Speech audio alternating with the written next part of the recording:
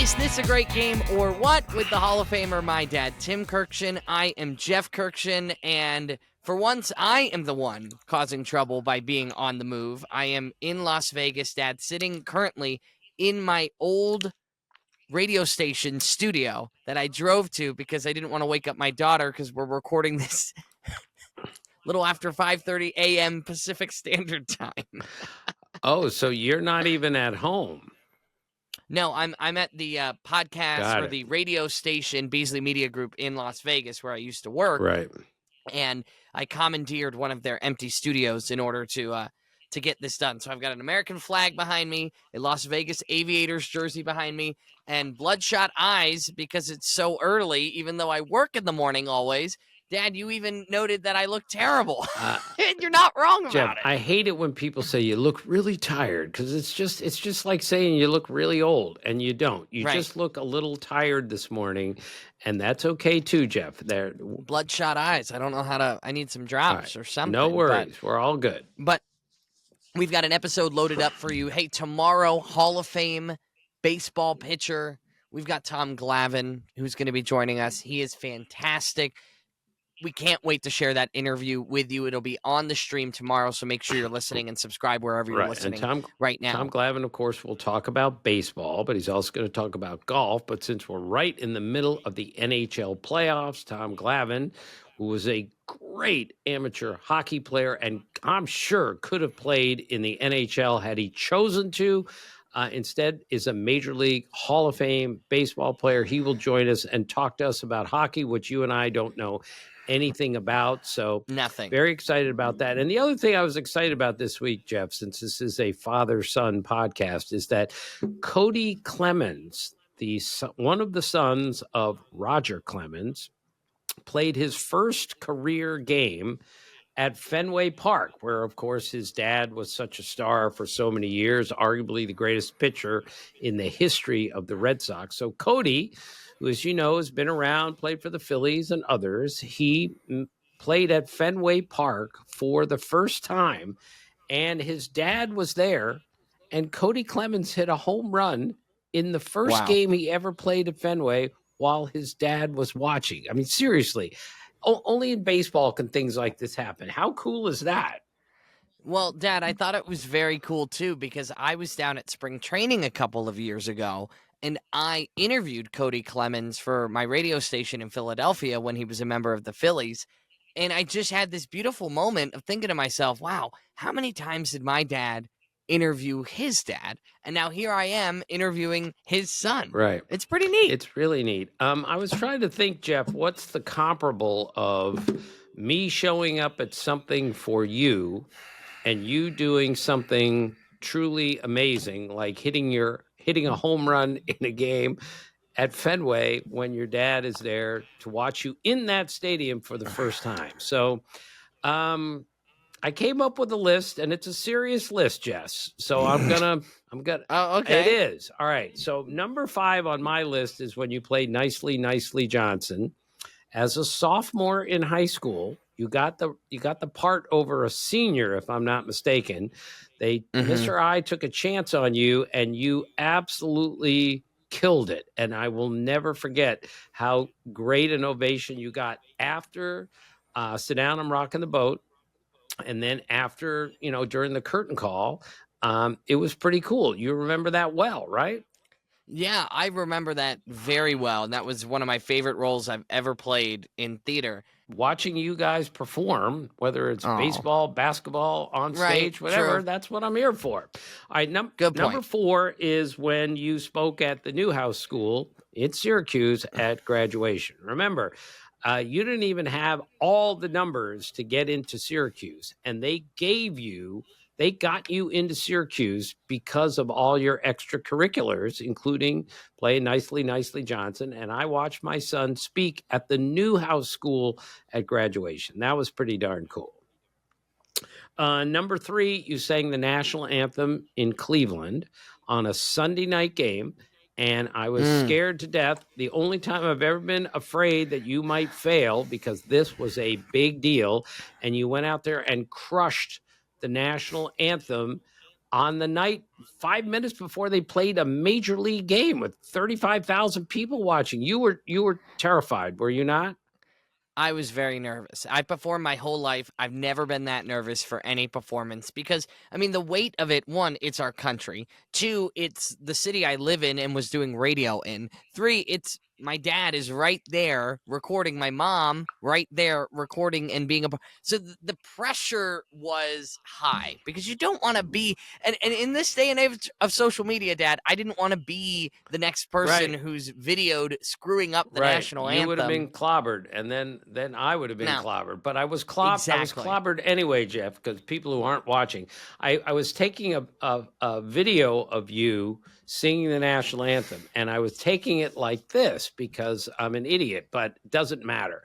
So in one of the Twitter clips or something, there's poor doting dad in the background taking a video of his son, and some guy writes into Twitter, "You idiot, you're supposed to have a landscape of your son, not like this. It's supposed, like, what's wrong with you?" Well, sorry, I wasn't aware that there was such a strong feeling that you had to do this landscape or not. Am I wrong? Do you still have that video on your phone? I do. It's great. And yeah. you did really well that night, Jeff. So that's number 3. Number 2 was the night you got married in Las Vegas to the beautiful Emily, and you've since had a baby, McKinley. So that was wonderful. And that was your first marriage. Is that right, Jeff? Yes. Right. That was a joke, Jeff. Right. We were talking about the first time he ever played at Fenway Park and all that stuff. Right. First marriage. Good. Okay. Good. And last one, and I'm serious, Jeff. Last one is the hit you got off of Nick Pack that day at Darnstown Park. Jeff. Darnstown Park. Park. Nick Pack. Explain who Nick Pack was. He's been on the show like 20 times. He has no idea. Yeah. Nick Pack was a kid who went to my rival high school, bigger. He was that kid growing up that always was bigger than everybody else. He grew faster. He's a bigger Asian guy, and a friend of mine in middle school because we went to the same middle school briefly. And but he threw harder than anybody else in the league. And anybody who grew up playing Little League, you know that guy's name, right? You know the guy's name. Mine was Steve Rady. I've told you this. First time I faced Steve Rady, I went, "Oh my God, this is the next level." And everybody remembers that name because he was so far and above better than all of the other kids, threw harder. And I couldn't keep up with him until that one knock over the third baseman's head to get a double at Darnstown Park. I'll never forget that. And who was at the game, Jeff, beyond me? My grandfather. Right. And your Pop dad, was a Pop. really good player. And he just looked at me afterwards like, how about that? He just pulled a double down the left field line off a kid who was twice his size. So, yeah, I kid around a lot, Jeff, but Nick Pack is way more important than your wedding or the national anthem or Syracuse or Nicely, Nicely Johnson.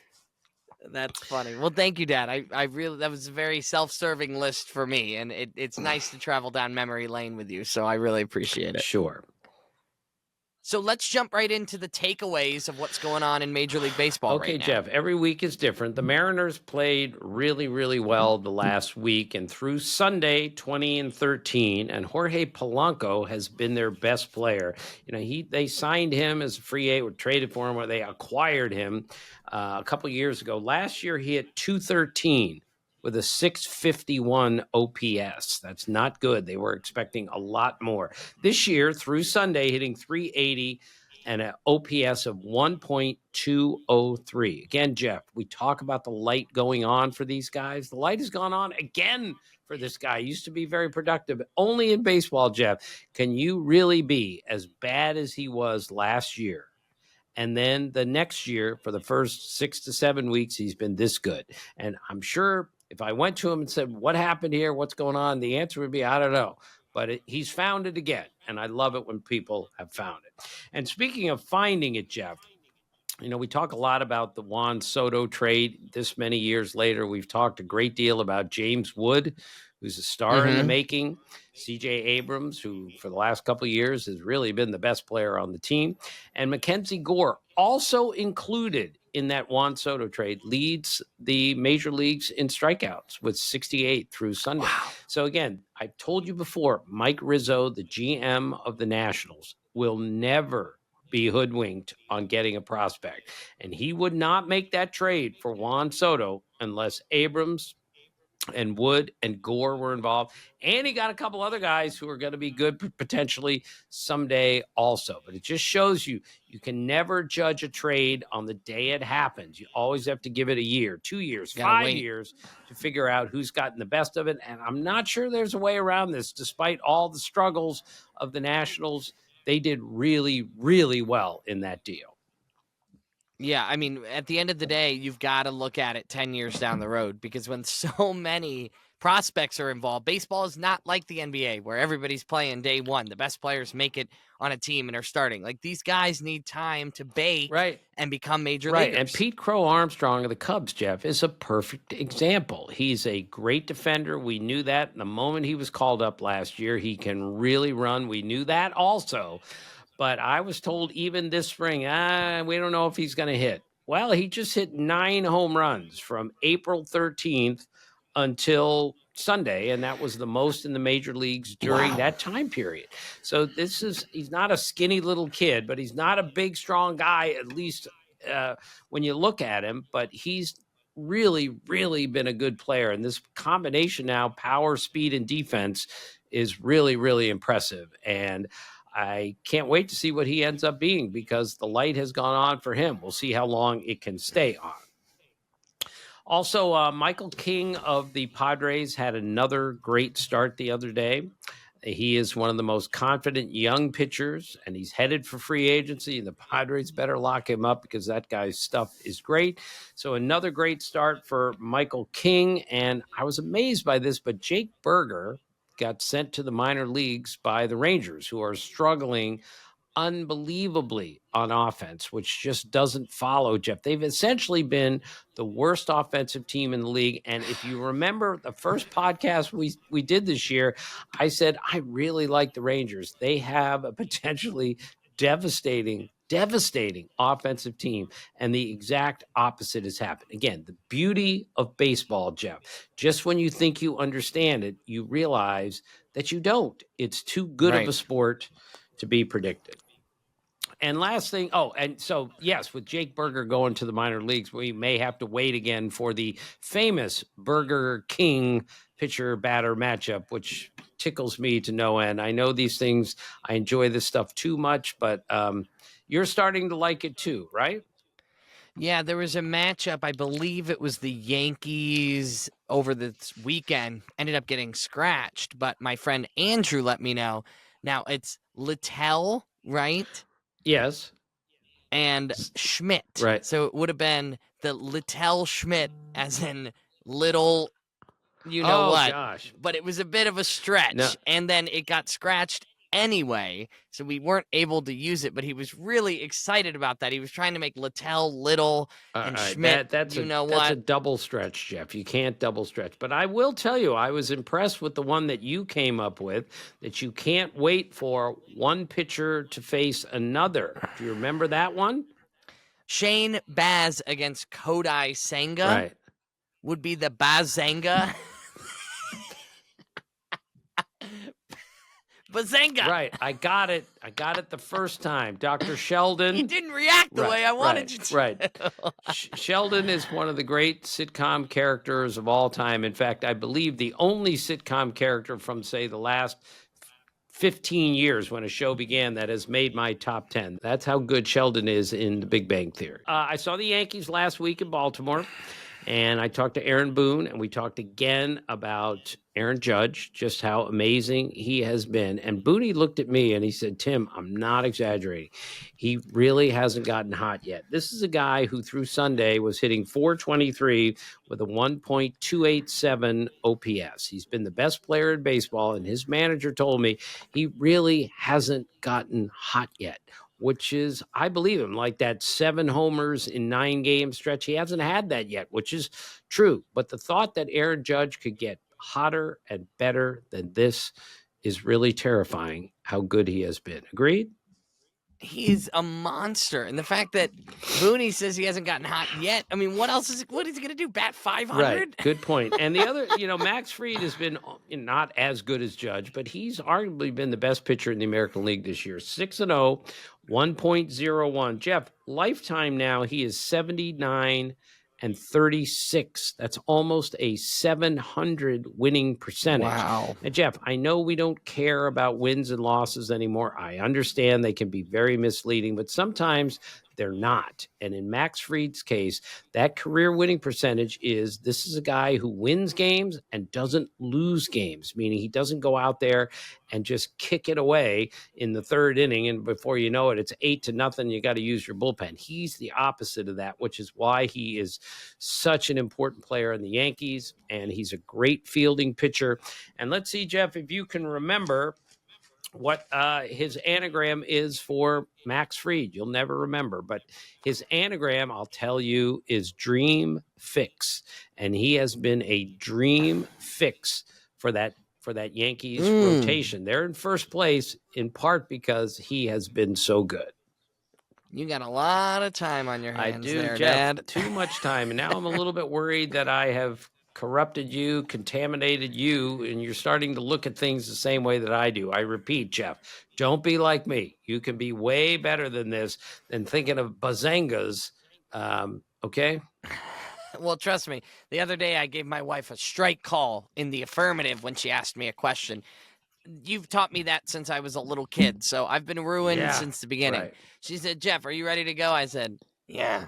All right, Jeff, you said, you "Please might don't want to do that." stop doing that with a child, but that's okay. I love it. I'm going to teach my daughter McKinley, who turns 2 this August, how to do a strike call. All right. Well, you should. Here are the Quirkjians, Jeff. Jake Myers, Astros outfielder, batting 9th in the order the other day, drove in 7 runs. So that is the 5th time this year that a number 9 hitter has knocked in 5 or more runs in a game.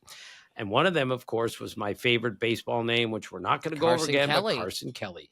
So I checked with Frank and the Elias. This is the first time since before June in baseball history that 5 number 9 hitters have driven in 5 or more runs in a game. Jeff, it just jumps out at you when you look at a box score and you get to the last name on the list and he's knocked in 5, 6, 7 runs in a game. That's what Jake Myers did the other day. It's pretty cool, don't you think? To see that number, it definitely stands out, no doubt. Very good. All right. Well, speaking of strikeouts, Jeff, we started this last week, but in the month before we got to May, 6 guys had struck out 40 or more times. So prior to this season, there had been 20 cases where a batter struck out 40 or more times before we got to May. 7 of those happened last year, and 6 more of them happened this year. So that means 26 times in Major League history has someone struck out 40 times before we got to May. And 13 of those 26 have happened in the last 2 seasons, last year and this. Incredible. It just shows you where the strikeout rate is. Are you going to bring up the fact that, Yogi Berra in 1950 only had 12 strikeouts in 151 games? Yes, and 28 homers. And as we've been over this, Yogi's strikeout high was 38, DiMaggio's was 39, Tony Gwynn's was 40, and we had 6 guys strike out 40 times before we got to May this year. Again, just showing what pitching we're seeing right now. We got to reemphasize that's their career season high. Right. This is not the average, right? The mean of how many this is the highest amount of times they struck out in 1 year. Right. Wow. Amazing. Okay, big week for Grand Slams, Jeff. Javi Baez, who we all know is a pretty darn good player in his day, has had a lot of swing and miss in his career, probably underachieved to some degree, but he hit his 9th Grand Slam the other day. Sounds like a lot, doesn't it?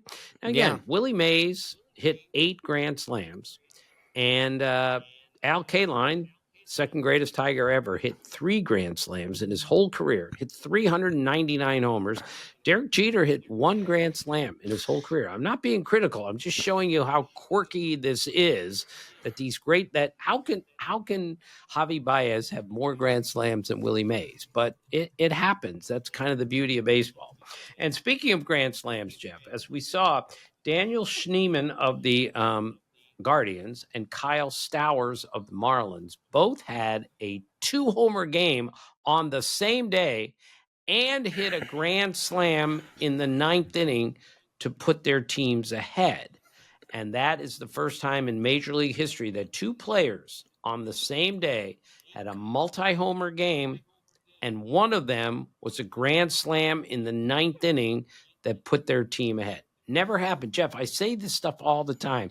We've been playing for 150 years, been well over 200,000 games, and there's never been a day quite like that. And what was the thing you sent me about the other guy who hit 9th inning homers that had never been done before?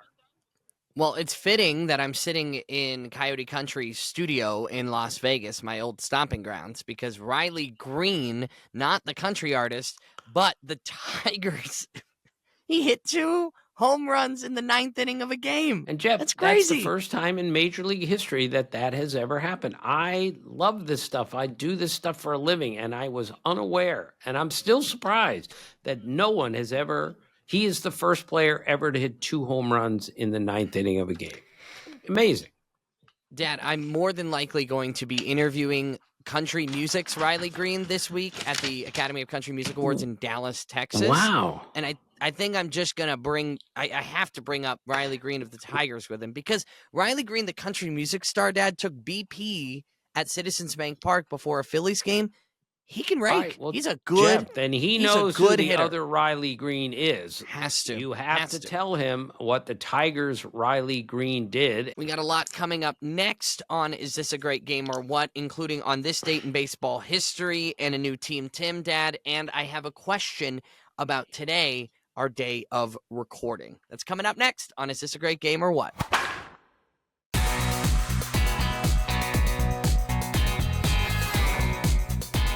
Welcome back to Is This a Great Game or What, Dad? So we're releasing on Tuesday, May 6th. We're going to get to your On This Date in Baseball History. Don't worry. But I have 2 dates I want to ask you about, okay? Did you celebrate? So we're recording on May 5th. Did you celebrate yesterday? May the 4th be with you? I did not do that because I'm not sure I've ever seen Star Wars from beginning to end. And that is a real hole in my game. I know I didn't see it at the theater, and I'm not sure. Dad, do you want me to cut this from the podcast? We're going to lose listeners. If you've never... Dad, the first one came out when you were like 21 years old. Yeah, but I was at a Reds Pirate game that night, so I couldn't go. Jeff, I'm not proud of this. I've never been a science fiction guy, and if people hate me for that, right. I understand. I'm not sure I ever watched a Star Trek episode from beginning to end. And again, this is not that I appreciate anyone who loves that stuff. I was just not brought up watching those shows. I was watching Get Smart and Dick Van Dyke Show and All in the Family, and not Star Wars. And a million baseball games. And a million baseball games. I think I mean this respectfully because I'm a fan of Star Wars and I've seen them all. I think people would be surprised that as nerdy as you are about baseball, you're not nerdy about Star Wars or Star Trek.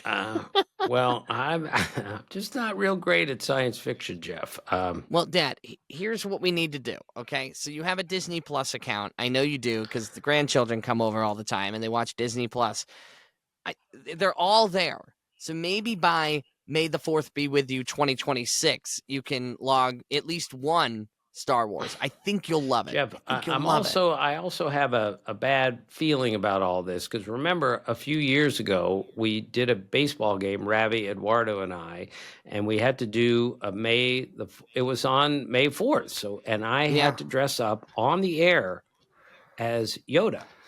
And I had to wear a Yoda costume. I think you saw it. And it was the stupidest thing I've ever been a part of. And that is really saying something. The best I could do is that Yoda is like 3,000 years old and he's 3 feet tall, which is the same age as me and the same height as me. So that was the best I could do. Otherwise, I don't think I acquitted myself very well as Yoda.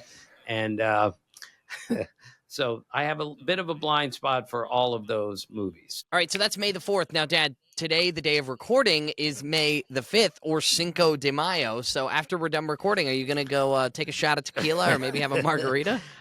Jeff, I can honestly say 68 years old, I've had 2 shots in my life, and one of them was out of guilt.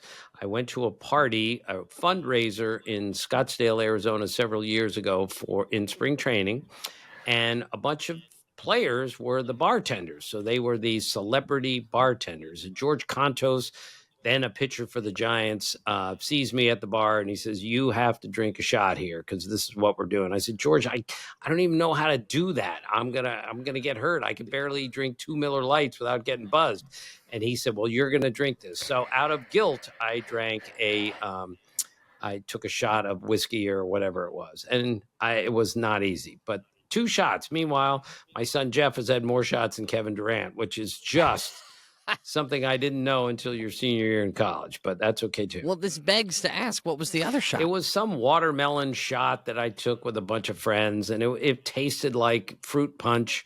But I had one. I just need to know what's going inside me, especially when it's alcohol, because my tolerance is so low, as you know.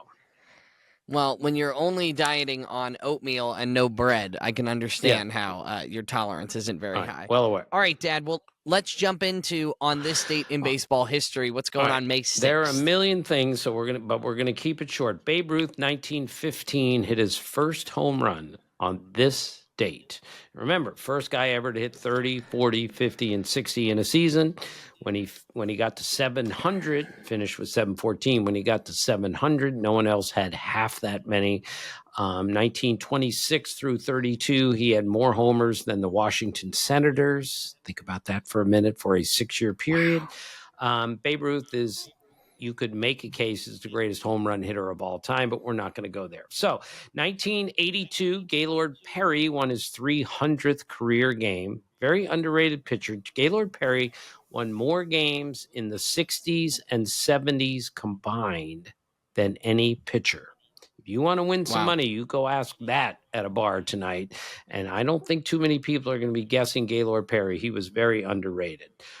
This date, 1998, Kerry Wood struck out 20 batters in one game. He was 20 years old, no walks, 20 strikeouts, gave up 1 hit, just a dinky little infield hit, and it was arguably the greatest pitch game in Major League history. 9 innings, 1 hit, no runs, no earned runs, no walks, 20 strikeouts. As overpowering a start as I think I've ever seen.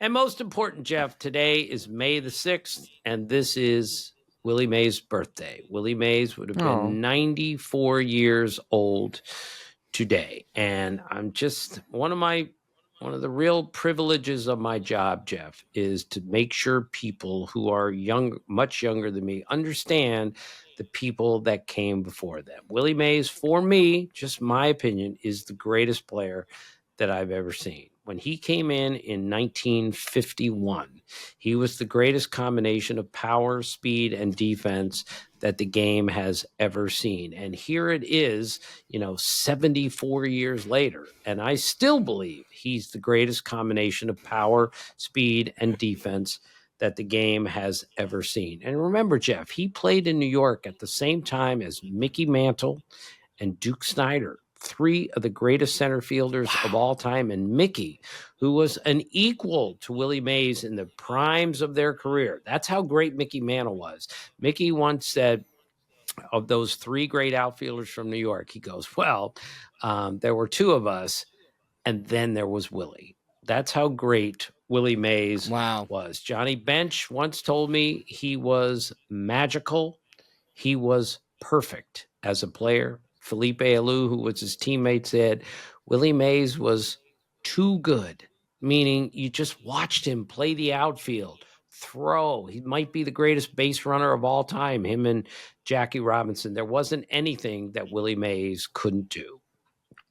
It's so beautiful. And I know how much he meant to you growing up. I mean, you talk endlessly about how watching him and becoming a fan of the game because of him, I think that just speaks volumes to his impact, not only on you personally, but on the game. I was of baseball. mesmerized by Willie Mays as a kid, living 3,000 miles from San Francisco, but I watched him play in all-star games, including the 65 all-star game, first time we ever had a color TV. The first thing we watched, and I'm not exaggerating, first thing we watched on that color TV was the all-star game in 65 in Minnesota when Willie Mays led off with a home run. I mean, he was like no one I've ever seen. And again, Jeff, he had as big as strong a hands as you'll ever see. He, Hank Aaron, and virtually every great player. Big, strong hands, wrists, forearms. As Pete Rose once told me, I'm the same size as Willie Mays, and he hit 100. I hit 160 homers, and he hit 660 homers. That's how Willie Mays. That's how strong he was in all parts of his body, but especially in those hands, the wrists, and the forearms. So, happy birthday, R.I.P. to Willie Mays. Still the greatest player I've ever seen. Now, Dad, on Thursday, remember we're doing Tuesday, Wednesday, Thursday episodes tomorrow. Tom Glavine. On Thursday, our friends at Stratomatic are going to help us out with a Team Tim. We're doing Team Tim against Team Jeff. So the best first name Tim, the best first name Jeff teams are going to battle against each other in a 7-game series. So Stratomatic is working on that as we speak, and we're going to hear the results of Team Tim versus Team Jeff. So if you want to let us know on social media at GreatGamerWhat or GreatGamerWhat.com on our website, let us know who should be on those teams and who do you think will be the better team.